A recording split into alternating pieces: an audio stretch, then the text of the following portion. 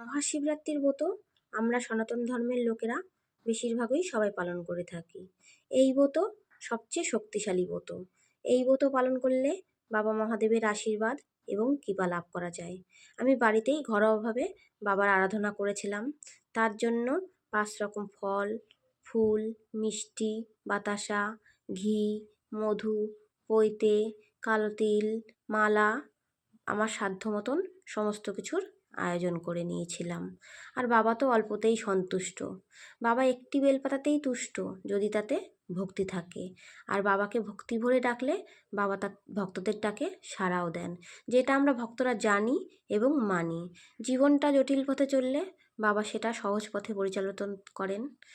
আমাদের সন্তানের মতন আগলে রাখেন, রক্ষাকর্তা হিসেবে সমস্ত বিপদে পাশে থাকেন, দুঃখের সময় হাতটা শক্ত করে ধরে রাখেন। তো বাবার আশীর্বাদে আমার সংসার ও জীবন পরিপূর্ণ।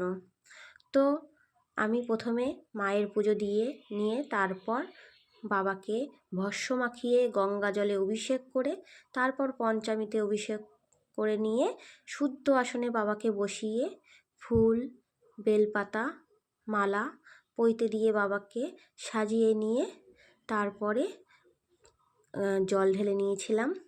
তারপরে একটু কালো তিলও বাবাকে দিয়েছি বাবার মাথায়। যে কোনো শস্য অর্পণ করা ভালো। তারপর ফল মিষ্টি বাবার জন্য নিবেদন করেছিলাম। এরপর আরতি করে নিয়েছিলাম। তোমরা হয়তো ভাবছো আমি এইভাবে বসে কেন পুজো দিচ্ছি। আসলে বাবার গৌরীপীঠ উত্তর দিক করে রাখতে হয়। আর যে বাবাকে পুজো দেয় তার মুখটাও উত্তর দিকে বসে, মানে সেও যেন উত্তর দিকে বসে পুজো দেয়। তো আমাদের বাড়ির উত্তর দিকটা এই দিকে, তো সেই জন্য আমি বাবার পুজো এইভাবেই দিয়ে থাকি, এই দিকে বসেই। অন্য দেবদেবীর পুজো অন্য দিকে মুখ করে দিই।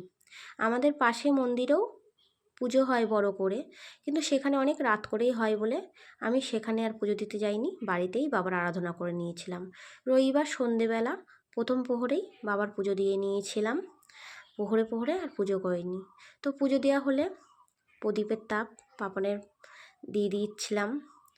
তো বাবা আমাদের সকলকেই ভালো রাখুক, সুস্থ রাখুক, বাবার আশীর্বাদ যেন আমরা সকলেই পাই। তো এরপর পুজো আমার কমপ্লিট হয়ে গিয়েছিল। আমি কিন্তু আগের দিনও নিরামিষ আহার গ্রহণ করেছিলাম আর সারাদিন নির্জলা উপবাস ছিলাম। তো পুজো দেওয়ার পর সাবু, কলা, চিনি মেখে তারপর সেটাই খাদ্য হিসেবে গ্রহণ করেছিলাম। কোনো অন্ন মুখে তুলিনি। আমাদের শিবরাত্রি উপোস করলে ভাত খেতে নেই। তো ভিডিওটি কেমন লাগলো তোমরা জানিও। বাবা তোমাদের সকলকেই ভালো রাখুক, বাবার কৃপা যেন আমরা লাভ করতে পারি।